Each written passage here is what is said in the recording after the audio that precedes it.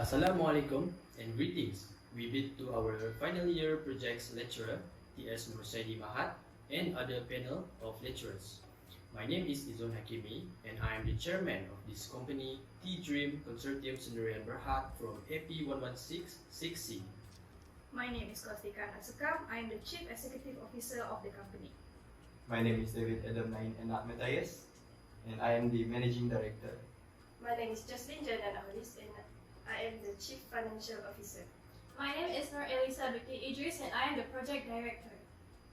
And my name is Fazli Zebekram, and I'm the Chief Operating Officer of TDream Consortium Sendirian Berhad.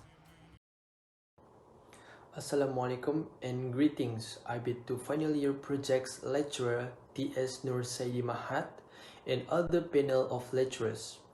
As of today, I would like to present or introduce to you our company named TDream Consortium Sendirian Berhad. My name is Izwan Hakimi and I am a chairman of this company, and the motto of our company is Come Home to Quality. TDream Consortium Sendirian Berhad is a Malaysian private limited company based in Kuching, Sarawak.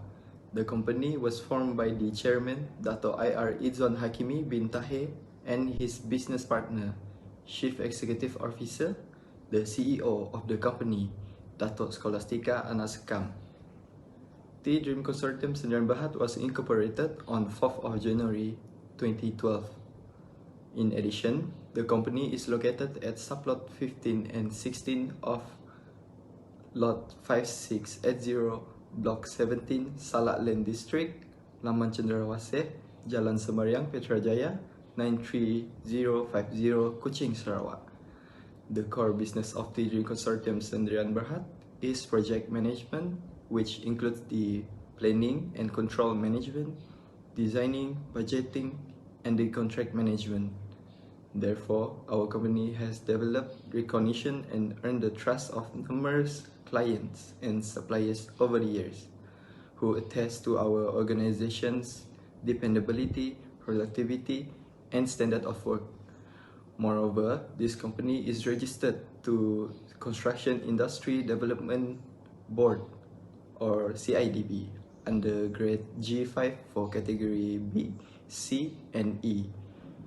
Our company has also appointed Jin Seng and Denny Secretarial Services as our company secretary. Next is our company registration. TDream Consortium Sendirian Berhad is a certified company which has been registered under Suruhanjaya Syarikat Malaysia, Lembaga Hasil Dalam Negeri, Construction Industry Development Board, Sijil Perolehan Kerja Kerajaan, Company Secretary, Bahagian Pembangunan dan Keupayaan Kontraktor dan Usahawanan, Unit Pendaftaran Kontraktor dan Juru Perunding, Kementerian Kewangan Malaysia, Kumpulan Wang Simpanan Pekerja, dan Pertubuhan Keselamatan Sosial Malaysia.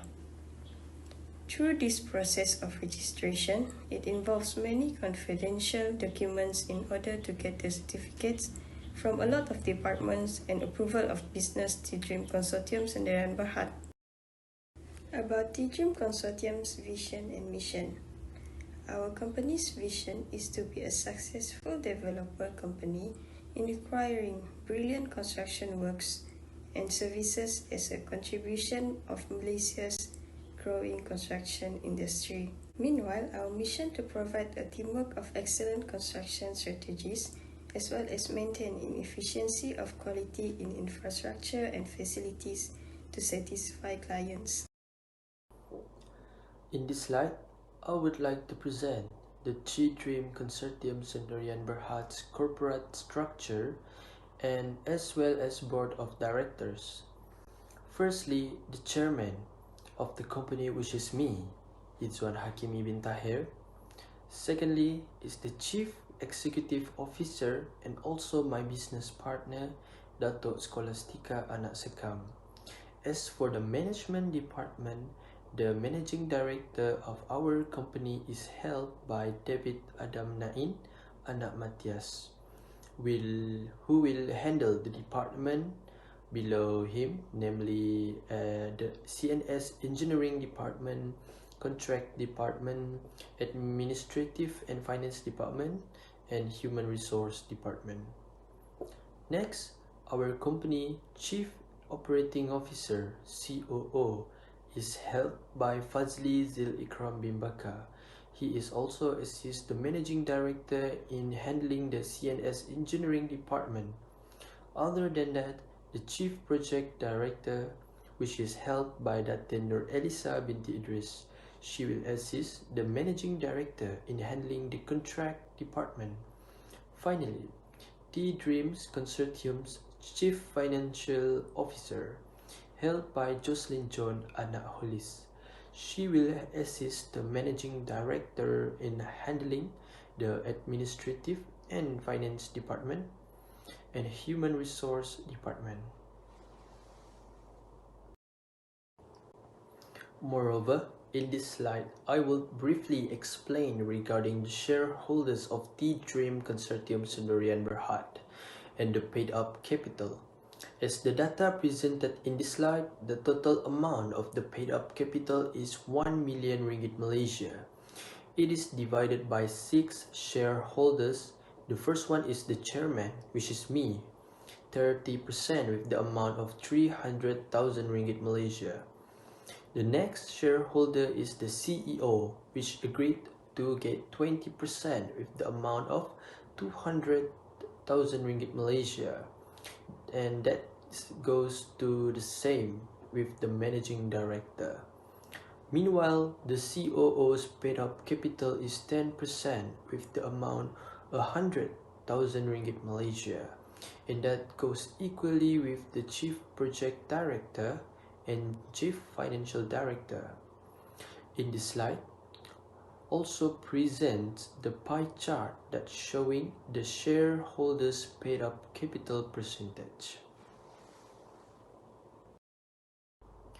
Next, TDream Consortium Sendirian Berhad main capital loan is Maybank and OCBC Bank.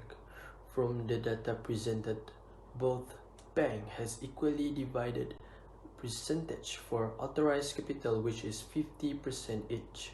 Hence, the total amount for the authorized capital is 12 million ringgit Malaysia. Now, I will be presenting about the tenders detail of the project that we are currently working on. The proposed project that we are given is the cadangan membina dan menyiapkan sebuah pusat konvensyen tamadun Islam di atas lot 3442 Semarahan Land District, Jalan Entingan, kampus Kota Semarahan, Universiti Teknologi Mara UiTM Sarawak. As clearly stated by the title of the project, this project will be located at UiTM Campus Semarahan, Kota Semarahan, which the client is the UiTM Campus Semarahan. The tender price is estimated with detailed calculations according to the build-up rate contract, which is RM 4,117,023 ringgit and 97 cents.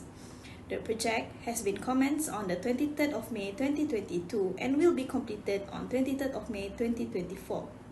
Summarizing it as a 2 years project equivalent to 24 months of contract period upon agreement with the client and sealed within the project. Table below shows the tender summary of our detailed calculations of the build-up rate with its distributed cost from the contract price.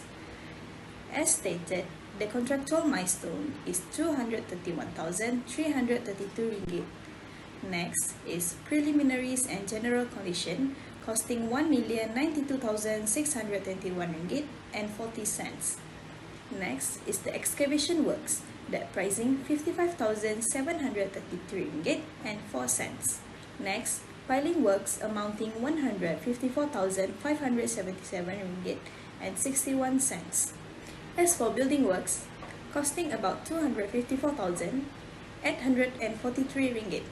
Following is the superstructure that cost 395,071 ringgit and 71 cents. Then, the architectural work that pricing 787,660 ringgit and 92 cents. Alongside is the mechanical and electrical works, which costing 110,168 ringgit. Lastly is the closing works, amounting 35,016 ringgit and 13 cents. Assalamualaikum to all our lecturers. Today, I will explaining on site layout of the project. As according to the plan, the proposed building is highlighted yellow. As it's shown, the building is in between of Block F and Masjid. As stated on the legend, our site consultant and contractor office are in the orange strip color. The meeting room is in red stripe color. Storage is a green circular shape. Blue stripe for workers' accommodation. Purple for workers' canteen.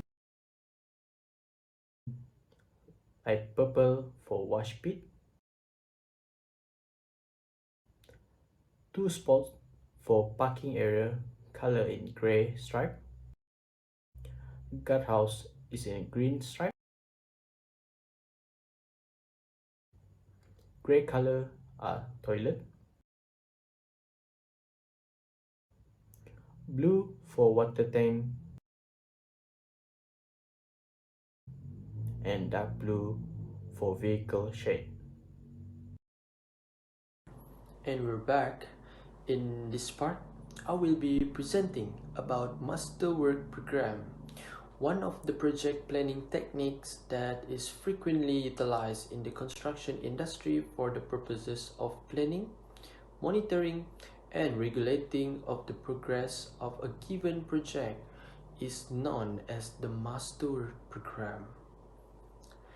The term Master Work Program refers to the activity time plan that was established and implemented by the planner.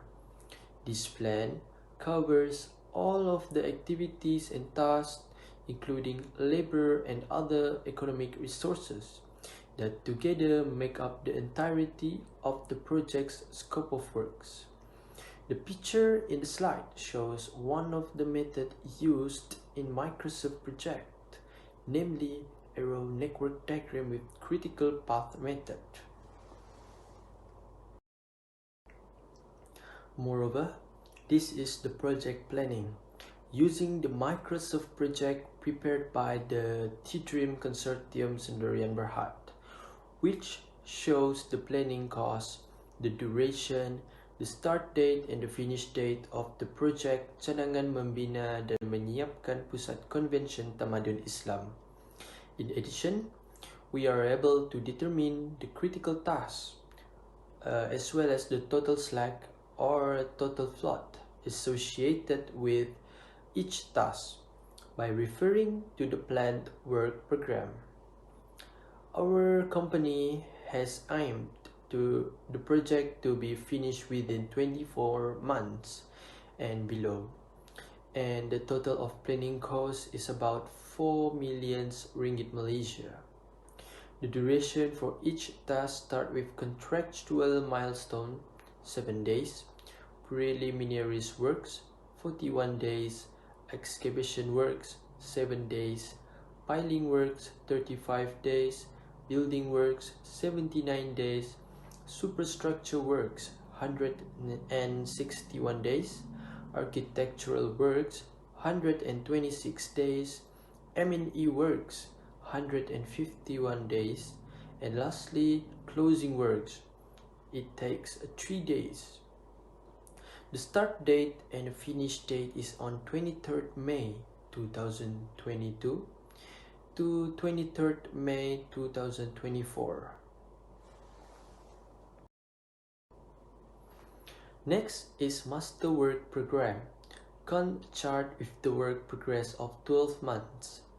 It is nature that every construction work has the flaws in undertaking the task of the project. There might be a number of issues delaying the development of the project, requiring the main contractor to request and extension of time, or known as EOT. Several variables have been highlighted as the causes of this project's delay. The extension of time will be explained by our colleagues, the Chief Financial Director Jocelyn John Anaholis, later in her slide. The total duration of delay is 3 months, starts with contractual milestone 7 days, preliminaries works 41 days delayed to 55 days, excavation works 7 days delayed to 14 days, piling works 35 days delayed to 50 days, building works 79 days delayed to 118 days, superstructure works 161 days delayed to 177 days. That is until 12 months of the work progress. Therefore, the finish date will be on the 6th September 2024.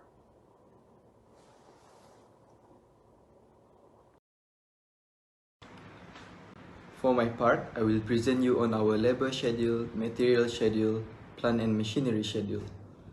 This project started on 23rd of May 2022 for a duration of 24 months, which supposedly finished on 23rd of May 2024. But due to the proposal of extension of time for 3 months, this project will be completed on the 6th of September 2024. Based on my analysis on this labor schedule, the highest number of labor is 244 workers, which is in the month of March 2024, and the lowest is 21, which is in January 2022, due to the early start of the project. General labor has the highest number throughout the project ongoing. Preliminaries work has started on 2nd of June 2022 until the project is done. This includes the skilled workers, unskilled workers, operator, bar vendor, painter, bricklayer, plumber, carpenter, and chargeman. It is not only for preliminaries work, but also for others work, such as excavation works, piling, building works, superstructure, architectural works, mechanical and electrical works, and closing works. Moving on to the material schedule, the highest material used in this project was steel rebar, or also known as the reinforcement bar, because we find it very hard to estimate the exact amount of steel rebar that we need. One fact is also because there will be an inevitable situation where there will be a mistake that we can't predict. In addition, measuring tape, shovel, and tie wire twister are the top 3 frequently used materials. Next is the plant and machinery schedule. The highest number of plant and machinery used were 53 in December 2022 and June 2023. The plant and machinery that usually operate inside is excavator, bar bending machine, and bar cutting machine, so that the works that need to be done can be run smoothly. I'll be explaining the cash flow of this proposed project. Cash flow is a financial statement that summarizes the net amount of cash being transferred in and out a business. The tables shown are tasks from contractual milestone, preliminaries, excavation works, piling works, building works that are categorized ground beam, apron beam, ground slab, and apron slab, then superstructure, architectural works, mechanical and engineering works, and finally, closing works. The project duration is 2 years starting from May 2022 to May 2024 as stated in the following cash flow. However, due to extension of time, the cash flow has been extended up to 92 days in total of 3 months due to bad weather and late delivery as seen in the updated cash flow table. As such, natural disasters such as flood has extended the cash flow up to a month. Materials such as piling, reinforcement bars, and clay bricks were delivered late, also causing the extension of time. Following up next is the physical S-curve. In general, S-curve is used for forecasting construction component of a development feasibility. As shown, the data of this physical S-curve is taken from 22 of May year 2022 until 24 of September year 2024. The beginning starts off in average duration, yet from March to June of 2023, there is a drastic drop of progress due to extension of time. After September of 2023, there is a rise in the curve since we are able to catch on our progress. On the other hand, financial S-curve is a shows over a standard project's life. The graph shows the percentage of value of work completed against the percentage of time completed in small increments. The cumulative cost stated in the S-curve has been made into adjustment due to extension of time. For my part, I will present about the extension of time EOT. TDream Consortium Sdn Bhd has requested for 4 EOTs, of which EOT number 1 is due to the specific work affected by the event for 26 days. EOT number 2 is due to force majeure for 30 days. EOT number 3 is due to a delay in delivery for 23 days, and EOT number 4 is due to exceptional inclement weather EIW for 13 days. Hence, the total days for EOT that TDream Consortium Sdn Bhd has applied is 92 days, which is 3 months. There were 3 reasons why TDream Consortium submitted an application for EOT number 1. The first reason is the earthwork, which includes site clearing and the import of suitable material for backfilling. The second reason is the difficulty of performing the excavation work. And the third reason is the suspension by order of an appropriate authority. Regarding EOT number 2 was issued in accordance with clause 43.1a of JKR 203A due to a force majeure event.